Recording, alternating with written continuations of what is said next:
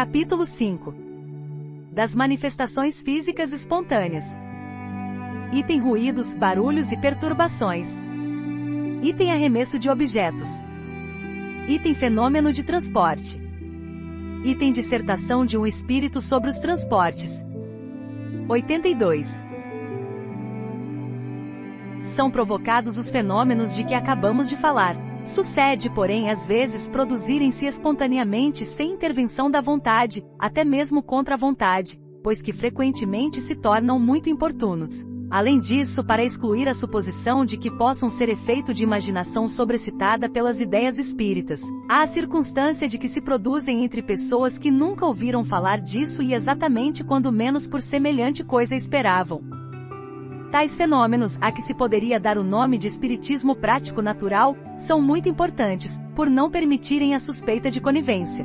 Por isso mesmo, recomendamos, às pessoas que se ocupam com os fatos espíritas, que registrem todos os desse gênero, que lhes cheguem ao conhecimento, mas, sobretudo, que lhes verifiquem cuidadosamente a realidade, mediante pormenorizado estudo das circunstâncias, a fim de adquirirem a certeza de que não são joguetes de uma ilusão, ou de uma mistificação.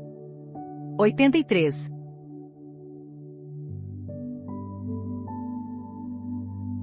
De todas as manifestações espíritas, as mais simples e mais frequentes são os ruídos e as pancadas. Neste caso, principalmente, é que se deve temer a ilusão, porquanto uma infinidade de causas naturais pode produzi-los. O vento que sibila ou que agita um objeto, um corpo que se move por si mesmo sem que ninguém perceba, um efeito acústico, um animal escondido, um inseto, etc., até mesmo a malícia dos brincalhões de mau gosto. Aliás, os ruídos espíritas apresentam um caráter especial, revelando intensidade e timbre muito variado, que os tornam facilmente reconhecíveis e não permitem sejam confundidos com os estalidos da madeira, com as crepitações do fogo, ou com o tic-tac monótono do relógio. São pancadas secas, ora surdas, fracas e leves, ora claras, distintas, às vezes retumbantes, que mudam de lugar e se repetem sem nenhuma regularidade mecânica. De todos os meios de verificação, o mais eficaz, o que não pode deixar dúvida quanto à origem do fenômeno, é a obediência à vontade de quem o observa. Se as pancadas se fizerem ouvir num lugar determinado, se responderem, pelo seu número ou pela sua intensidade, ao pensamento, não se lhes pode deixar de reconhecer uma causa inteligente. Todavia, a falta de obediência nem sempre constitui prova em contrário. 84.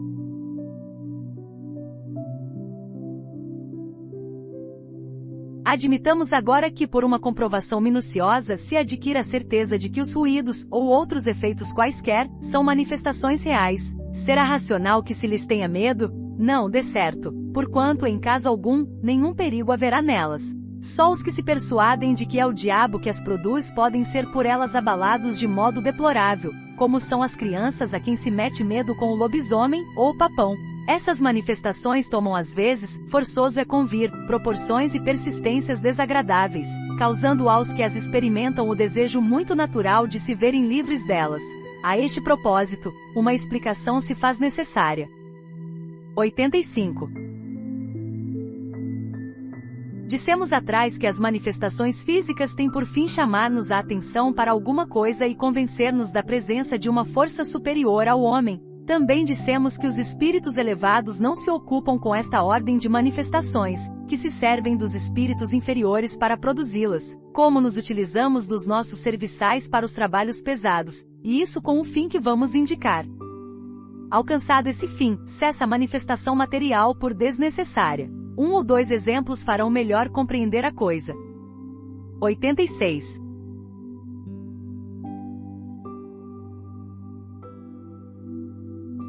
Há muitos anos, quando ainda iniciava meus estudos sobre o Espiritismo, estando certa noite entregue a um trabalho referente a esta matéria, pancadas se fizeram ouvir em torno de mim, durante 4 horas consecutivas. Era a primeira vez que tal coisa me acontecia. Verifiquei não serem devidas a nenhuma causa acidental, mas, na ocasião, foi só o que pude saber. Por essa época tinha eu frequente ensejos de estar com um excelente médium escrevente. No dia seguinte perguntei ao espírito que por seu intermédio se comunicava, qual a causa daquelas pancadas. Respondeu-me ele, o teu espírito familiar que te desejava falar. Que queria de mim? Ele está aqui, pergunta-lhe. Tendo-o interrogado, aquele espírito se deu a conhecer sob um nome alegórico. Vim a saber depois, por outros espíritos, que pertence a uma categoria muito elevada e que desempenhou na Terra importante papel. Apontou erros no meu trabalho, indicando-me as linhas onde se encontravam. Deu-me úteis e sábios conselhos e acrescentou que estaria sempre comigo e atenderia ao meu chamado todas as vezes que o quisesse interrogar. A partir de então, com efeito, esse espírito nunca mais me abandonou. Dele recebi muitas provas de grande superioridade e sua intervenção benévola e eficaz me foi manifesta, assim nos assuntos da vida material, como no tocante às questões metafísicas. Desde a nossa primeira entrevista as pancadas cessaram. De fato, que desejava ele? Pôr-se em comunicação regular comigo, mas para isso precisava de me avisar. Dado e explicado o aviso, estabelecidas as relações regulares, as pancadas se tornaram inúteis. Daí o cessarem. O tambor deixa de tocar para despertar os soldados, logo que estes se acham todos de pé. Fato quase semelhante sucedeu a um dos nossos amigos. Havia algum tempo, no seu quarto se ouviam ruídos diversos que já se iam tornando fatigantes. Apresentando-lhe ocasião de interrogar o espírito de seu pai, por um médium escrevente, soube o que queriam dele, fez o que foi recomendado e daí em diante nada mais ouviu. Deve-se notar que as manifestações deste gênero são mais raras para as pessoas que dispõem de meio regular e fácil de comunicação com os espíritos, e isso se concebe. 87. As manifestações espontâneas nem sempre se limitam a ruídos e pancadas. Degeneram por vezes em verdadeiro estardalhaço e em perturbações. Móveis e objetos diversos são derribados, projéteis de toda sorte são atirados de fora para dentro, portas e janelas são abertas e fechadas por mãos invisíveis, ladrilhos são quebrados, o que não se pode levar à conta da ilusão. Muitas vezes o derribamento se dá de fato, doutras porém só se dá na aparência. Ouvem-se vozerios em aposentos contíguos, barulho de louça que cai e se quebra com estrondo, cepos que rolam pelo assoalho. Acorrem as pessoas da casa e encontram tudo calmo e em ordem. Mal saem, recomeça o tumulto. 88.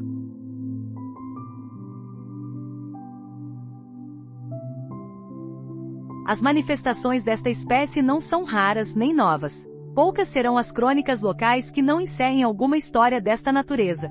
É fora de dúvida que o medo tem exagerado muitos fatos que, passando de boca em boca, assumiram proporções gigantescamente ridículas. Com o auxílio da superstição, as casas onde eles ocorrem foram tidas como assombradas pelo diabo e daí todos os maravilhosos ou terríveis contos de fantasmas. Por outro lado, a velhacaria não consentiu em perder tão bela ocasião de explorar a credulidade e quase sempre para a satisfação de interesses pessoais. Aliás, facilmente se concebe que impressão podem fatos desta ordem produzir, mesmo dentro dos limites da realidade, em pessoas de caracteres fracos e predispostas, pela educação, a alimentar ideias supersticiosas.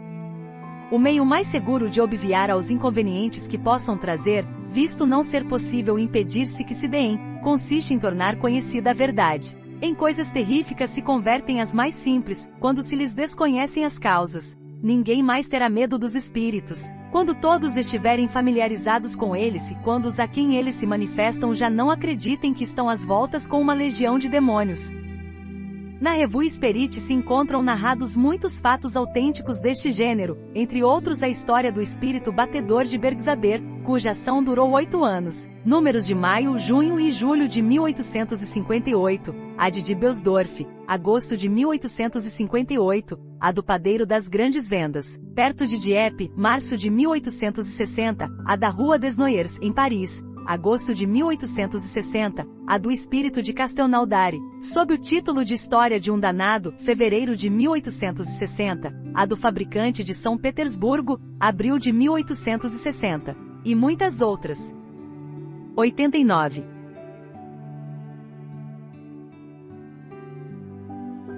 Tais fatos assumem, não raro, o caráter de verdadeiras perseguições. Conhecemos 6 irmãs que moravam juntas e que durante muitos anos, todas as manhãs encontravam suas roupas espalhadas, rasgadas e cortadas em pedaços, por mais que tomassem a precaução de guardá-las à chave. A muitas pessoas tem acontecido que, estando deitadas, mas completamente acordadas, lhes sacudam os cortinados da cama, tirem com violência as cobertas, levantem os travesseiros e mesmo as joguem fora do leito.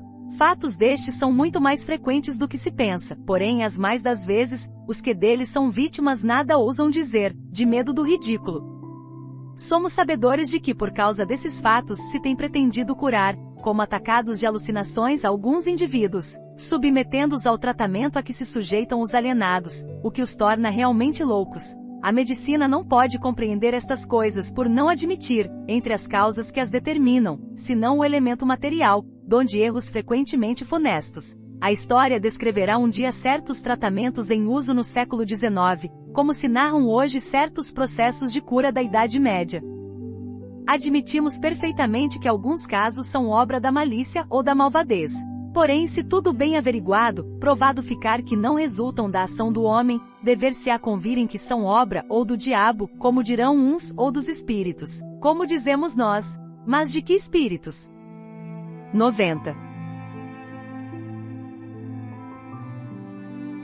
Os espíritos superiores, do mesmo modo que entre nós, os homens retos e sérios, não se divertem a fazer charivaris. Temos por diversas vezes chamado aqueles espíritos, para lhes perguntar por que motivo perturbam assim a tranquilidade dos outros. Na sua maioria, fazem-no apenas para se divertirem. São mais levianos do que maus, que se riem dos terrores que causam e das pesquisas inúteis que se empreendem para a descoberta da causa do tumulto. Agarram-se com frequência a um indivíduo, comprazendo-se em o atormentarem e perseguirem de casa em casa. Doutras vezes, apegam-se a um lugar, por mero capricho. Também, não raro, exercem por essa forma uma vingança, como teremos ocasião de ver.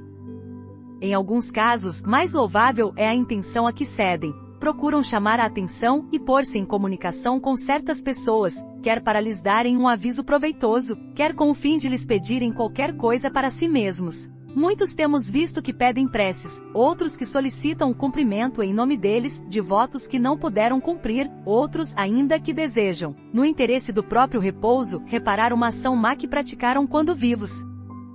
Em geral, é um erro ter-se medo. A presença desses espíritos pode ser importuna, porém, não perigosa. Concebe-se, aliás, que toda gente deseja ver-se livre deles, mas geralmente as que isso desejam fazem o contrário do que deveriam fazer para consegui-lo. Se se trata de espíritos que se divertem, quanto mais ao sério se tomarem as coisas, tanto mais eles persistirão como crianças travessas que tanto mais molestam as pessoas, quanto mais estas se impacientam e que metem medo aos poltrões. Se todos tomassem o alvitre sensato de rir das suas partidas, eles acabariam por se cansar e ficar quietos. Conhecemos alguém que, longe de se irritar, os excitava, desafiando-os a fazerem tal ou tal coisa, de modo que ao cabo de poucos dias, não mais voltaram. Porém, como dissemos acima, alguns é que assim procedem por motivo menos frívolo. Daí vem que é sempre bom saber-se o que querem. Se pedem qualquer coisa, pode-se estar certo de que, satisfeitos os seus desejos, não renovarão as visitas. O melhor meio de nos informarmos a tal respeito consiste em evocarmos o espírito, por um bom médium escrevente. Pelas suas respostas, veremos imediatamente com quem estamos às voltas e obraremos de conformidade com o esclarecimento colhido. Se se trata de um espírito infeliz, manda a caridade que lhe dispensemos as atenções que mereça. Se é um engraçado de mau gosto, podemos proceder desembaraçadamente com ele. Se um malvado, devemos rogar a Deus que o torne melhor. Qualquer que seja o caso, a prece nunca deixa de dar bom resultado. As fórmulas graves de exorcismo, essas os fazem rir, nenhuma importância lhes ligam. Sendo possível entrar em comunicação com eles, deve-se sempre desconfiar dos qualificativos burlescos, ou apavorantes que dão a si mesmos, para se divertirem com a credulidade dos que acolhem como verdadeiros tais qualificativos. Nos capítulos referentes aos lugares assombrados e às obsessões, consideraremos com mais pormenores este assunto e as causas da ineficácia das preces em muitos casos. 91. Estes fenômenos, conquanto operados por espíritos inferiores, são com frequência provocados por espíritos de ordem mais elevada, com o fim de demonstrarem a existência de seres incorpóreos e de uma potência superior ao homem. A repercussão que eles têm, o próprio temor que causam, chamam a atenção e acabarão por fazer que se rendam os mais incrédulos. Acham estes mais simples lançar os fenômenos a que nos referimos à conta da imaginação, explicação muito cômoda e que dispensa outras. Todavia, quando objetos vários são sacudidos ou atirados à cabeça de uma pessoa, bem complacente imaginação precisaria ela ter, para fantasiar que tais coisas sejam reais quando não são. Desde que se nota um efeito qualquer, ele tem necessariamente uma causa. Se uma observação fria e calma nos demonstra que esse efeito independe de toda a vontade humana e de toda a causa material, se, demais nos dá evidentes sinais de inteligência e de vontade livre, o que constitui o traço mais característico, forçoso será atribuí-lo a uma inteligência oculta. Que seres misteriosos são esses? É o que os estudos espíritas nos ensinam do modo menos contestável, pelos meios que nos facultam de nos comunicarmos com eles. Esses estudos, além disso, nos ensinam a distinguir o que é real do que é falso, ou exagerado, nos fenômenos de que não fomos testemunha. Se um efeito insólito se produz, ruído, movimento, mesmo aparição, a primeira ideia que se deve ter é a de que provém de uma causa inteiramente natural, por ser a mais provável. Tem-se então que buscar essa causa com o maior cuidado e não admitir a intervenção dos espíritos, senão muito cientemente. Esse é o meio de se evitar toda ilusão. Por exemplo, que sem se haver aproximado de quem quer que fosse, recebesse uma bofetada ou bengalada nas costas como tem acontecido, não poderia duvidar da presença de um invisível. Cada um deve estar em guarda, não somente contra narrativas que possam ser, quando menos, acoimadas de exagero, mas também contra as próprias impressões, cumprindo não atribuir origem oculta a tudo o que não compreenda. Uma infinidade de causas muito simples e muito naturais pode produzir efeitos à primeira vista estranhos e seria verdadeira superstição ver por toda parte espíritos ocupados em derribar móveis, quebrar louças, provocar, enfim, as 1001 perturbações que ocorrem nos lares, quando o mais racional é atribuí-las ao desazo. 92.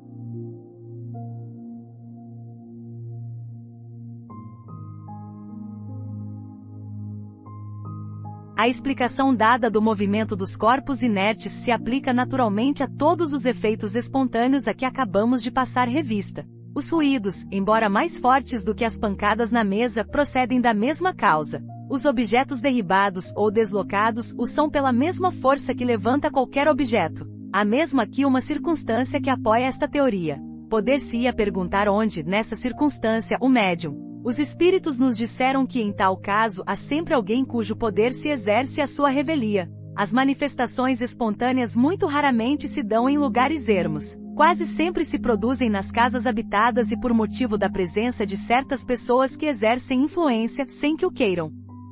Essas pessoas ignoram possuir faculdades mediúnicas, razão por que eles chamamos médiuns naturais. São, com relação aos outros médios, o que os sonâmbulos naturais são relativamente aos sonâmbulos magnéticos e tão dignos como aqueles de observação. 93.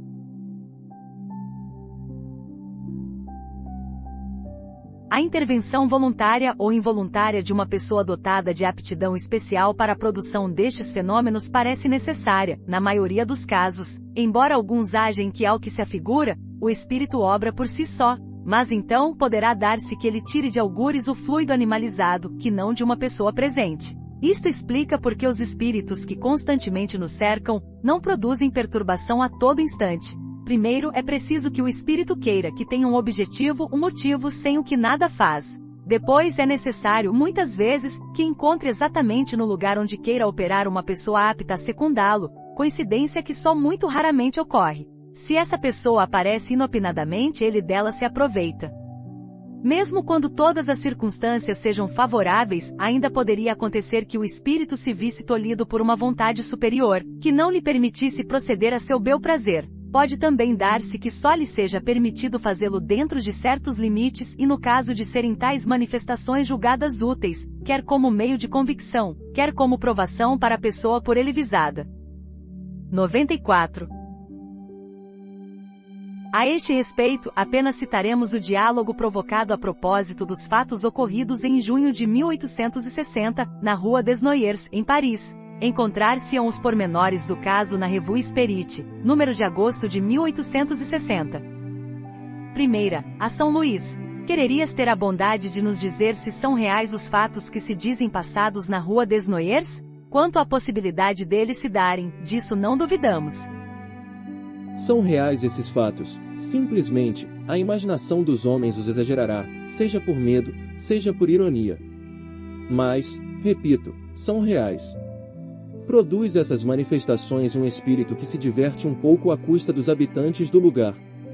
Segunda, Haverá na casa alguma pessoa que dê causa a tais manifestações? Elas são sempre causadas pela presença da pessoa visada. É que o espírito perturbador não gosta do habitante do lugar onde ele se acha, trata então de fazer-lhe maldades, ou mesmo procura obrigá-lo a mudar-se. Terceira, perguntamos se entre os moradores da casa, alguém há que seja causador desses fenômenos, por efeito de uma influência mediúnica espontânea e involuntária? Necessariamente assim é, pois, sem isso, o fato não poderia dar-se. Um espírito vive num lugar que lhe é predileto, conserva-se nativo, enquanto nesse lugar não se apresenta uma pessoa que lhe convenha. Desde que essa pessoa surge, começa ele a divertir-se quanto pode. Quarta, será indispensável a presença dessa pessoa no próprio lugar? Esse é o caso mais comum e é o que se verifica no de que tratas. Por isso foi que eu disse que, a não ser assim, o fato não teria podido produzir-se. Mas, não pretendi generalizar. Há casos em que a presença imediata não é necessária. Quinta, sendo sempre de ordem inferior esses espíritos, constituirá presunção desfavorável a uma pessoa a aptidão que revele para lhe servir de auxiliar? Isto não denuncia da parte dele uma simpatia para com os seres dessa natureza? Não é precisamente assim, porquanto essa aptidão se acha ligada a uma disposição física. Contudo, denuncia frequentemente uma tendência material, que seria preferível não existisse, visto que, quanto mais elevado moralmente é o homem, tanto mais atrai a si os bons espíritos que, necessariamente, afastam os maus. Sexta, onde vai o espírito buscar os projéteis de que se serve? Os diversos objetos que lhe servem de projetis são, as mais das vezes, apanhados nos próprios lugares dos fenômenos, ou nas proximidades. Uma força provinda do espírito os lança no espaço e eles vão cair no ponto que o mesmo espírito indica. Sétima, pois que as manifestações espontâneas são muitas vezes permitidas e até provocadas para convencer os homens, parece-nos que se fossem pessoalmente atingidos por elas, alguns incrédulos se viriam forçados a render-se à evidência. Eles costumam queixar-se de não serem testemunhas de fatos concludentes. Não está no poder dos espíritos dar-lhes uma prova sensível? Os ateus e os materialistas não são a todo instante testemunhas dos efeitos do poder de Deus e do pensamento? Isso não impede que neguem Deus e a alma. Os milagres de Jesus converteram todos os seus contemporâneos? Aos fariseus, que lhe diziam, Mestre, faze-nos ver algum prodígio, não se assemelham os que hoje vos pedem lhes façais presenciar algumas manifestações? Se não se converteram pelas maravilhas da criação, também não se converterão, ainda quando os espíritos lhes aparecessem do modo mais inequívoco, porquanto o orgulho os torna quais alimares empacadoras. Se procurassem de boa fé, não lhes faltaria ocasião de ver, por isso, não julga Deus conveniente fazer por eles mais do que faz pelos que sinceramente buscam instruir-se, pois que o Pai só concede recompensa aos homens de boa vontade. A incredulidade deles não obstará a que a vontade de Deus se cumpra. Bem vedes que não obstou a que a doutrina se difundisse. Deixai, portanto, de inquietar-vos com a oposição que vos move. Essa oposição é, para a doutrina, o que a sombra é para o quadro, maior relevo lhe dá.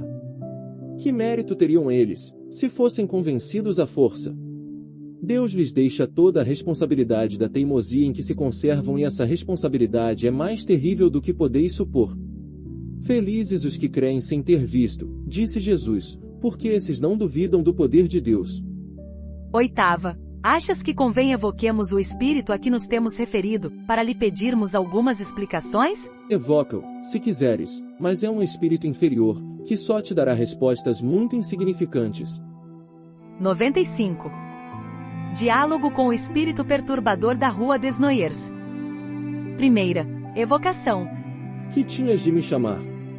Queres umas pedradas? Então é que se havia de ver um bonito salvice quem puder, não obstante o teu ar de valentia.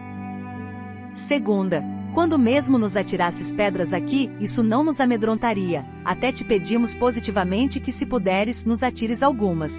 Aqui talvez eu não pudesse, porque tens um guarda a velar por ti. Terceira, havia na Rua des Noyers alguém que como auxiliar te facilitava as partidas que pregavas aos moradores da casa? Certamente, achei um bom instrumento e não havia nenhum espírito douto, sábio e virtuoso para me embaraçar. Porque, sou alegre, gosto às vezes de me divertir. Quarta, qual a pessoa que te serviu de instrumento? Uma criada. Quinta, era mau grado seu que ela te auxiliava? Ah, sim, pobre. Era a que mais medo tinha. Sexta, procedias assim com algum propósito hostil? Eu, não. Nenhum propósito hostil me animava. Mas, os homens, que de tudo se apoderam, farão que os fatos redundem em seu proveito. Sétima, que queres dizer com isso? Não te compreendemos. Eu só cuidava de me divertir, vós outros, porém, estudareis a coisa e tereis mais um fato a mostrar que nós existimos. Oitava, dizes que não alimentavas nenhum propósito hostil, entretanto quebraste todo o ladrilho da casa. Causaste assim um prejuízo real. É um acidente. Nona, onde foste buscar os objetos que atiraste? São objetos muito comuns. Achei-os no pátio e nos jardins próximos. Décima, achaste-os todos ou fabricaste algum? Não criei, nem compus coisa alguma. Ver adiante o capítulo 8º. 11ª. E se os não houvesse encontrado, terias podido fabricá-los? Fora mais difícil. Porém, a rigor, misturam-se matérias e isso faz um todo qualquer. 12ª. Agora, dize-nos, como os atiraste? Ah! Isto é mais difícil de explicar. Busquei auxílio na natureza elétrica daquela rapariga, juntando-a à minha, que é menos material, podemos assim os dois transportar os diversos objetos. 13ª. Vais dar-nos de boa vontade, assim o esperamos, algumas informações acerca da tua pessoa. Dize-nos primeiramente se já morreste há muito tempo. Há muito tempo, há bem 50 anos. 14ª. Que eras quando vivo? Não era lá grande coisa, simples trapeiro naquele quarteirão, às vezes me diziam tolices, porque eu gostava muito do licor vermelho do bom velho Noé. Por isso mesmo, queria pô-los todos dali para fora. 15ª. Foi por ti mesmo e de bom grado que respondeste às nossas perguntas? Eu tinha um mestre. 16ª. Quem é esse mestre? O vosso bom rei Luís. Nota. Motivou esta pergunta a natureza de algumas respostas dadas, que nos pareceram acima da capacidade desse espírito, pela substância das ideias e mesmo pela forma da linguagem. Nada, pois, de admirar é que ele tenha sido ajudado por um espírito mais esclarecido, que quis aproveitar a ocasião para nos instruir. É este um fato muito comum, mas o que nesta circunstância constitui notável particularidade é que a influência do outro espírito se fez sentir na própria caligrafia. A das respostas em que ele interveio é mais regular e mais corrente, a do trapeiro é angulosa, grossa e irregular, às vezes pouco legível, denotando caráter muito diferente. 17ª. Que fazes agora? Ocupas-te com o teu futuro? Ainda não, vagueio. Pensam tão pouco em mim na terra, que ninguém roga por mim. Ora, não tendo quem me ajude, não trabalho. Nota. Ver-se-á mais tarde quanto se pode contribuir para o progresso e o alívio dos espíritos inferiores, por meio da prece e dos conselhos. 18ª. Como te chamavas quando vivo? Giane. 19ª. Está bem, Giane. Oraremos por ti. Dize-nos se a nossa evocação te deu prazer ou te contrariou. Antes prazer, pois que sois bons rapazes, viventes alegres, embora um pouco austeros. Não importa, ouviste-me, estou contente. Fenômeno.